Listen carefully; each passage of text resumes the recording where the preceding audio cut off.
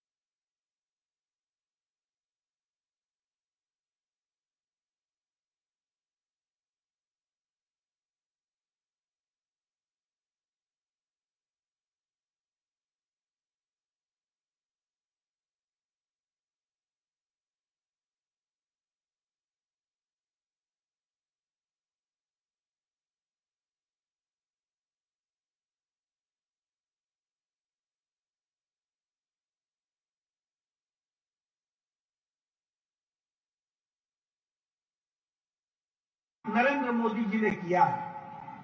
उस बजट से हमको ध्यान में आया मोदी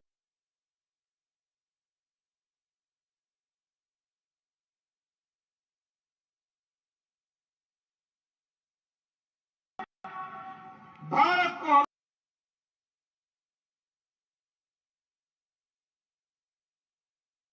इसलिए बजट में 79,000 करोड़ रुपए रखकर 1 साल के अंदर प्रधानमंत्री आवास योजना में नए मकानों को बनाने का संकल्प लिया गया।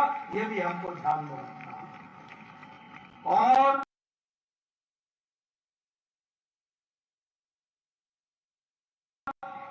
हमारे जनजातीय भाइयों के लिए, जो कमजोर जनजातीय समूह है, उनके विकास के लिए 15,000 करोड़ रुपए का इस बार बजट में आवंटन किया गया है।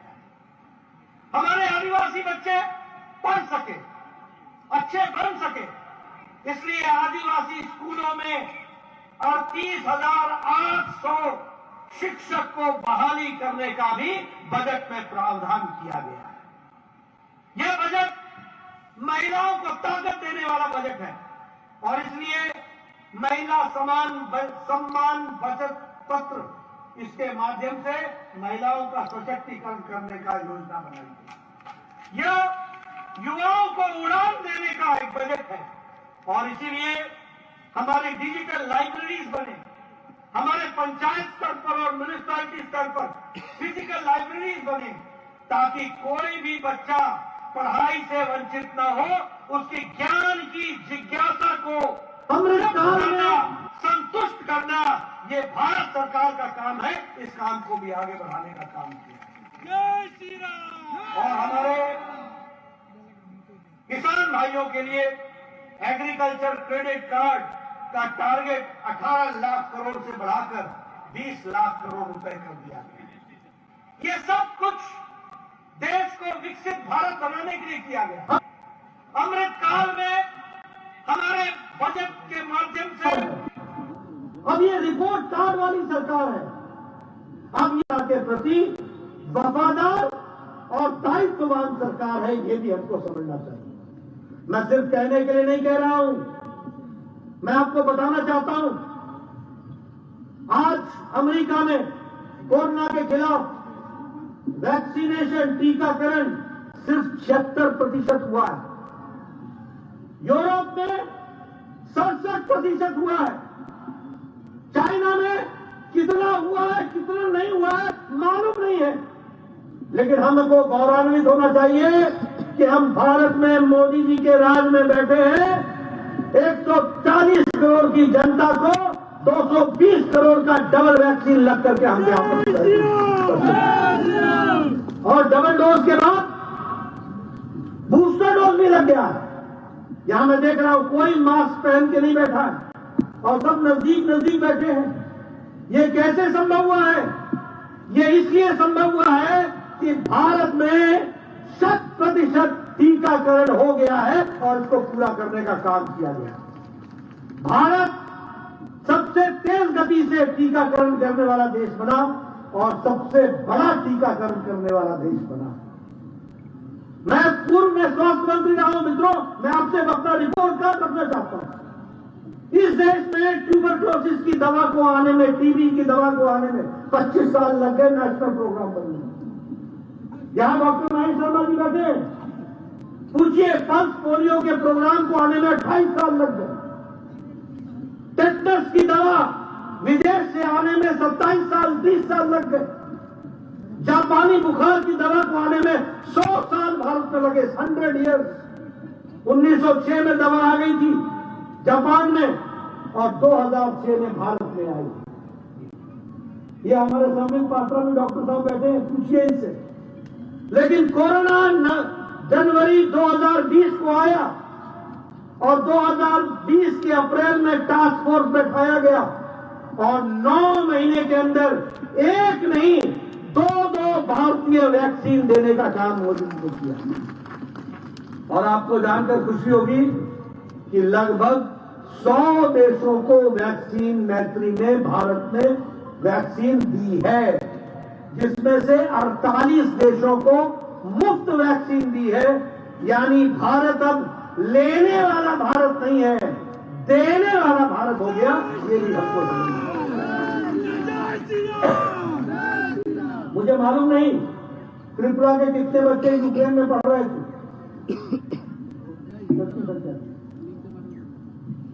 1000 से ऊपर तो थे ही। यूक्रेन में युद्ध हुआ, कौन से देश के प्रधानमंत्री ने युद्ध रुकवा करके अपने बच्चों को लाने का काम किया? अमेरिका ने किया, ऑस्ट्रेलिया ने किया, यूरोप ने किया, बांग्लादेश ने किया, पाकिस्तान ने किया, श्रीलंका ने किया, किसी ने भी नहीं किया। लेकिन प्रधानमंत्री मोदी जी ने पुतिन से बातचीत की, ज़ेलेंस्की से बातचीत की, युद्ध को रुकवाया और 32,000 भारत के बच्चे सुरक्षित वापस आए। ये हमको ध्यान रखना है। और तो और छोड़िए, दूसरे देशों के भी बच्चे भारत का तिरंगा लेकर वो भी पार हो गए और वो भी वापस आ गए। इस तरीके की स्थिति है। ये है प्रोएक्टिव सरकार मोदी जी। और इसीलिए अब आप देखिए, एक समय में प्रधानमंत्री राजीव गांधी, स्वर्गीय राजीव गांधी कहते थे कि मैं 1 रुपया भेजता हूं, 85 पैसे पता नहीं किन हाथों में रह जाते हैं, 15 पैसा ही जनता में पहुंचता है। आज मोदी जी ने भारत को डिजिटल भारत बना दिया है और भारत सरकार की 300 स्कीमों में पैसा भारत के खजाने से सीधे जो हमारा लाभार्थी होता है, जिसको लाभ मिलता है, उसके खाते में सीधे पैसा पहुंच जाता है। ये हमको ध्यान रखना चाहिए। आपको जानकर के खुशी होगी, प्रधानमंत्री किसान सम्मान निधि में 11 करोड़ 78 लाख किसानों को हर चौथे महीने 2-2 हजार रुपए दिया जा रहा है। दिया जा रहा है कि नहीं दिया जा रहा है? किसानों को मिल रहा है कि नहीं मिल रहा है? और मोदी जी एक बटन दबाते हैं और 15 सेकंड के अंदर 11 करोड़ 78 लाख किसान के खाते में 2,000 रुपए पहुंच जाता है। ये हमको याद रखना है। आज 25 लाख करोड़ रुपए डिजिटल ट्रांजैक्शन में, सिर्फ डिजिटली आपके खातों में, लोगों के खातों में पहुंचा है। कितना? 25 लाख करोड़ रुपए। ये बदलता भारत है, उसको हमको समझना होगा। भारत आज से कुछ साल पहले 10वीं नंबर की अर्थव्यवस्था था, आज भारत 5वीं नंबर की अर्थव्यवस्था बन गया। ऑटोमोबाइल इंडस्ट्री में, गाड़ी बनाने में भारत जापान को पिछाड़ करके 3रे नंबर पर खड़ा है। आज भारत दवाई बनाने में दुनिया की फार्मेसी बन गया है। सबसे कारगर दवाई और सबसे सस्ती दवाई दुनिया को दे रहा है तो वो भारत दे रहा है। ये भारत की तस्वीर बनी है। आज भारत केमिकल्स में आगे बढ़ चुका है। आज भारत इस्पात में, स्टील में प्रोड्यूस करने वाला दुनिया में 2रे नंबर का देश बन गया है। इसलिए भारत आज इसकी छवि जो बदली है मोदी जी के नेतृत्व में, उसको भी हमको ध्यान में रखना होगा। आज अगर मैं बात करूं हमारे ग्रोथ रेट की, जो 6.8% पहुंच गई है। चाइना की ग्रोथ रेट 5.2% है, अमेरिका की ग्रोथ रेट 1.4% है और फ्रांस की ग्रोथ रेट 0.7 है और भारत 6.8% के हिसाब से विकास कर रहा है। ये हमको ध्यान रखना है। ये बढ़ता हुआ भारत है, ये बढ़ती हुई इसकी तस्वीर है। और इसलिए मित्रों, अब प्रधानमंत्री ग्राम सड़क योजना के बारे में चर्चा करें। 2014 में 3,81,000 किलोमीटर की सड़क, ग्रामीण सड़क बनी थी। मोदी जी के राज में आज सारे देश में 7 लाख किलोमीटर सड़क बनी है और हमारे मानिक शाह के नेतृत्व में त्रिपुरा में 4,700 किलोमीटर की ग्रामीण सड़क बन के तैयार हुई है। ये भी हमको याद रखना होगा। मित्रों, ये बदलता हुआ आज त्रिपुरा खड़ा है तो उसको हमको ध्यान रखना होगा। अगर मैं आदिवासियों की बातचीत करूं तो 400 से ज्यादा एकलव्य स्कूल खोले गए, 3,000 से ज्यादा हमारे किसान बंधन विकास केंद्र हमारे आदिवासी भाइयों के लिए खोले गए। भारत की राष्ट्रपति पहली हमारी सिटीजन, फर्स्ट सिटीजन, पहला नागरिक, वो आज महिला आदिवासी महामहिम द्रौपदी मुर्मू, वो भी हमारी आदिवासी बहन आज वहां पर विराजमान है। ये भारत की बदलती तस्वीर है। मोदी जी के राज में 8 मंत्री हमारे वनवासी हैं, हमारे कई गवर्नर वनवासी हैं, हमारे कई गवर्नर आदिवासी हैं। इस तरीके से बदलती हुई तस्वीर हमारे सामने आई। आदिवासी भाइयों के लिए 4 गुना बजट मोदी जी ने बढ़ा दिया है। स्कॉलरशिप बच्चों के लिए दुगना कर दिया गया है।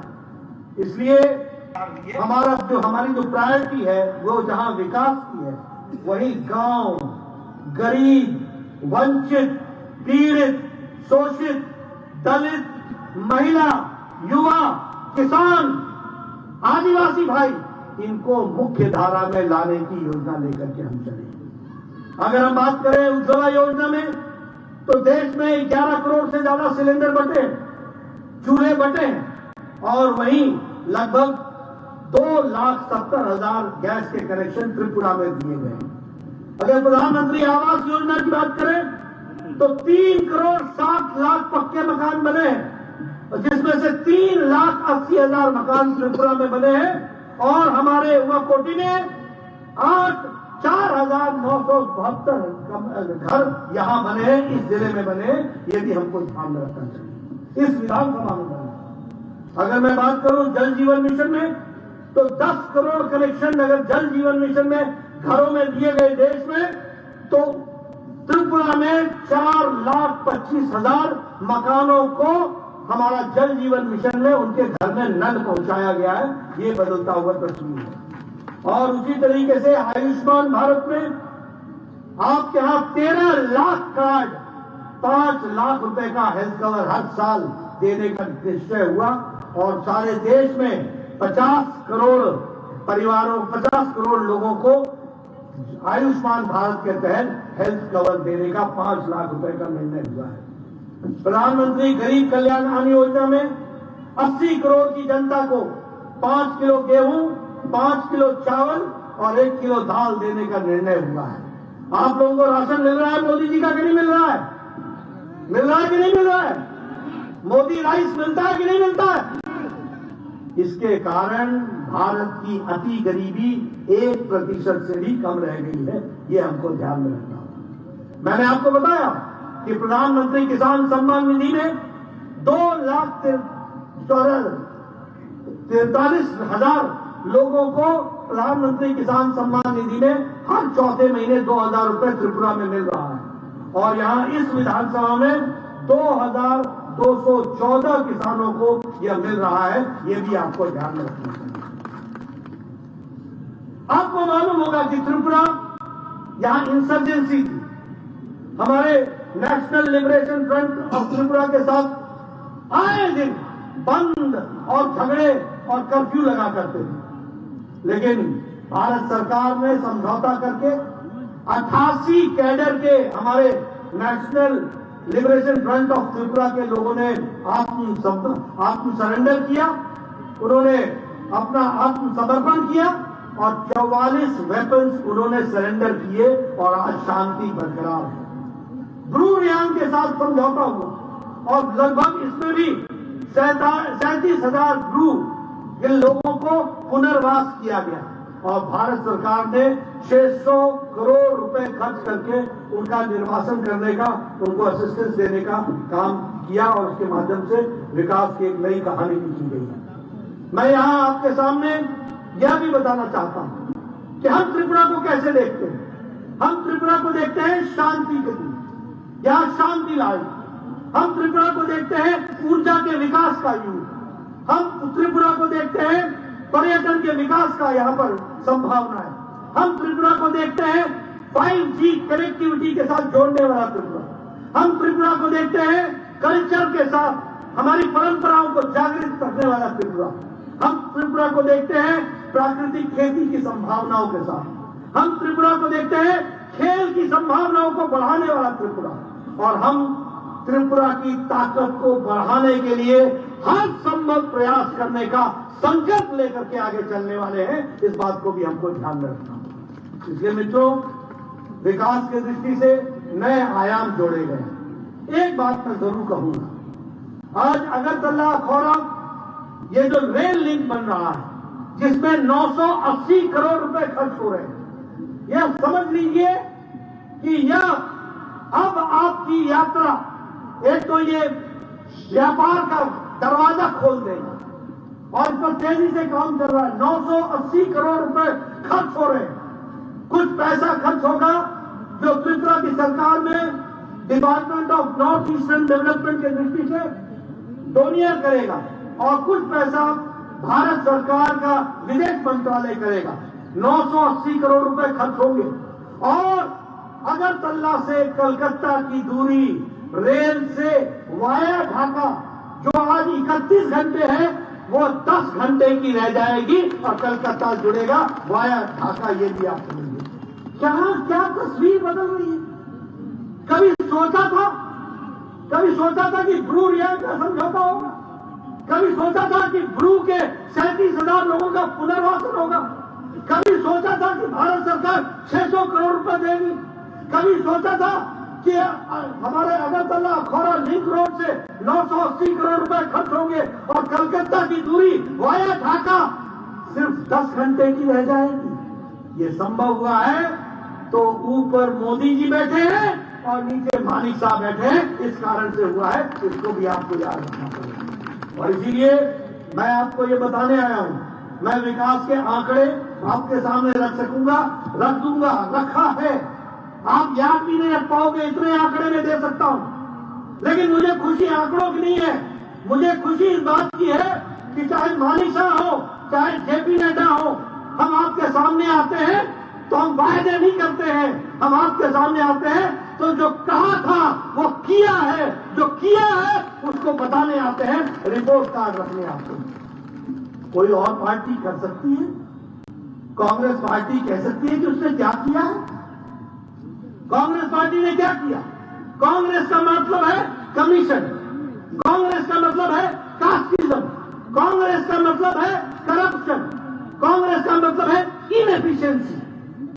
ये मैं सही बोल रहा हूं कि नहीं बोल रहा हूं? सही बोल रहा हूं कि नहीं बोल रहा हूं? और बीजेपी का मतलब है एफिशिएंसी, बीजेपी का मतलब है लास्ट माइल डिलीवरी, बीजेपी का मतलब है सबका साथ, सबका विकास, सबका विश्वास, सबका प्रयास। बीजेपी का मतलब है शांति, बीजेपी का मतलब है विकसित त्रिपुरा, बीजेपी का मतलब है बढ़ता हुआ उड़ान लेने वाला युवा, बीजेपी का मतलब है नई आकांक्षाओं को पंख देने वाला भारतीय जनता पार्टी की सरकार, आपकी आकांक्षाओं को पूरा करना। और एक तरफ कम्युनिस्ट पार्टी है, कम्युनिस्ट पार्टी का मतलब है लिक्विडेशन, फिजिकल लिक्विडेशन। सीपीएम का मतलब है अपने विरोधियों को शारीरिक रूप से समाप्त कर दो। बताइए, कम्युनिस्टों के रिजीम में खून खराबा होता था कि नहीं होता था? होता था कि नहीं होता था? घर में घुसकर उन लोगों ने आतंक मचाया था कि नहीं मचाया था? पुलिस चुप बैठा रहती थी कि नहीं रहती थी? कोई केस दर्ज नहीं होता था। मैं सही बोल रहा हूं, मैं सही बोल रहा हूं। जरा जोर से बोलिए, मैं सही बोल रहा हूं? क्या त्रिपुरा बन गया था? बंद, curfew, violence, physical liquidation, corruption. बताइए, सीपीएम के जमाने में राशन लूटा जाता था कि नहीं लूटा जाता था? भ्रष्टाचार होता था कि नहीं होता था? आप बताइए कि अगर सरकार की सुविधा लेनी होती थी तो सीपीएम का झंडा लगाना पड़ता था कि नहीं लगाना पड़ता था? आज किसी को कोई झंडा लगाने की जरूरत नहीं होती है। सबका साथ, सबका विकास, सबका विश्वास, सबका प्रयास, ये मानिक शाह कर रहे हैं, ये आप ध्यान में रखें। इसलिए मैं आपको एक ही बात बताने आया हूं। ये आजकल ये गठबंधन चल रहा है, गठबंधन। कौन सी गांठ बांध रहे हैं वही जाने, कैसा गठबंधन होगा यही जाने। लेफ्ट और कांग्रेस 2 in 1, मतलब समझो क्या मिक्सर होगा। Corruption, commission, physical liquidation, no law and order, ये इसका गठबंधन हो रहा है, इनका गठबंधन हो रहा है। कमीशन, इधर हमारी तरफ है मिशन, इनका है कमीशन। हमारा है एफिशिएंसी, इनका है कॉम्प्लिसेंसी। हमारा, इनका है पॉलिसी पैरालिसिस, हमारा है bold decision for the people. ये जो गठबंधन है ना, ये दोनों पार्टियां अपने अस्तित्व की लड़ाई लड़ रही हैं। इसके लिए गठबंधन है, लेफ्ट का और हमारे कांग्रेस वालों का गठबंधन है। 2 in 1, 2 in 1। ऐसा गठबंधन चलता है क्या? ये अपने अस्तित्व की लड़ाई लड़ रहे हैं और हम त्रिपुरा की जनता को विकसित करने के लिए लड़ाई लड़ रहे हैं, ये हमको समझना है। हमारी लड़ाई त्रिपुरा की तस्वीर और तकदीर बदलने की लड़ाई है। हमारी लड़ाई त्रिपुरा किसी से पीछे नहीं है, इसकी लड़ाई है। हमारी लड़ाई त्रिपुरा के गांव गांव तक पक्की सड़क पहुंचे, इस बात का संकल्प है। हमारी लड़ाई कोई भी गरीब कच्चे मकान में नहीं रहे, पक्के मकान में रहे, इस बात की लड़ाई है। हमारी लड़ाई हर को भरपेट राशन मिले, इस बात की लड़ाई है। हमारी लड़ाई अच्छे कनेक्टिविटी के साथ 5G का कनेक्टिविटी मिले ताकि इंटरनेट गांव गांव पहुंचे, इस बात की लड़ाई है। हमारी लड़ाई अच्छे स्कूल और अच्छे मास्टर लगाने की लड़ाई है। हमारी लड़ाई कोई भी बहन जब से गर्भवती होती है तब से लेकर बच्चा पैदा होने के बाद तक सभी को टीका लगे और सुदृढ़ बच्चे पैदा हो और माताएं सुरक्षित रहें, इस बात की लड़ाई है। हमारी लड़ाई विकास की है। हमारी लड़ाई हम किसी से कम नहीं, इस बात की लड़ाई है। और उनकी लड़ाई कोई हमसे आगे नहीं, इस बात की लड़ाई है। बस हम ही हैं, कमीशन खाओ या सब तरीके का भ्रष्टाचार करो, इस बात की उनकी लड़ाई है। इसलिए मुझे पूरा विश्वास है कि हमारी त्रिपुरा की जनता, हमारे अपने इस पवित्र स्थान की जनता एक बार फिर से भारतीय जनता पार्टी को आशीर्वाद देगी, हमारे कैंडिडेटों को जिताएगी, इनको वापस भेजेगी। उनको घर बैठाने का काम करो और इनको काम देने का काम करो। इनसे काम लो और उनको आराम दो, इस बात को आपको ध्यान रखना है। मुझे पूरा विश्वास है कि आप हमारी बात को पूरा करेंगे। पूरा करेंगे ना? करेंगे ना? मैं यहां पर यह भी बता देना चाहता हूं, जब हम सबका साथ, सबका विकास, सबका विश्वास बोलते हैं तो आपको जान करके खुशी होगी कि त्रिपुरा में लगभग 12 महिला कैंडिडेट को देने वाली पार्टी भारतीय जनता पार्टी। महिला सशक्तिकरण का तरीका समझिए, ये पहली पार्टी है जिसने चाय बागान का प्रत्याशी भी भारतीय जनता पार्टी की तरफ से उतारा है। उसी तरीके से ये जो हमारे त्रिपुरा में कुर्ती काडमताला सीट है, उसके बीजेपी से चुनाव लड़ रहे हैं, वो हमारे ग्रुप में। उसी तरीके से त्रिपुरा के सभी 85,000 चाय बागानों में हमारे बहनों भाइयों से निवेदन करता हूं कि एक बार फिर से डबल इंजन की सरकार को पूरी ताकत दीजिए, यह मैं आपसे निवेदन कर रहा हूं। मित्रों, मैं अंत में आपसे यही कहूंगा कि भारतीय जनता पार्टी के नेतृत्व में, मोदी जी के नेतृत्व में और मानिक शाह जी जिस तरीके से आपकी सेवा कर रहे हैं, त्रिपुरा आगे बढ़ेगा, इस बात का आपको मैं विश्वास देता हूं। और इसके साथ साथ हमारे सभी लोग एक टीम की तरह आगे बढ़ रहे हैं। इनको आपका आशीर्वाद मिले, हमारे प्रत्याशियों को आप जिताएं। इन्हीं शब्दों के साथ बहुत बहुत धन्यवाद। जय भारत, जय सुंदर।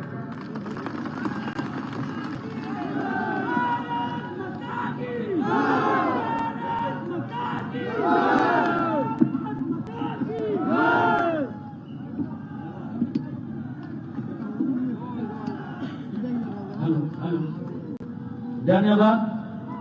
राष्ट्रीय अध्यक्ष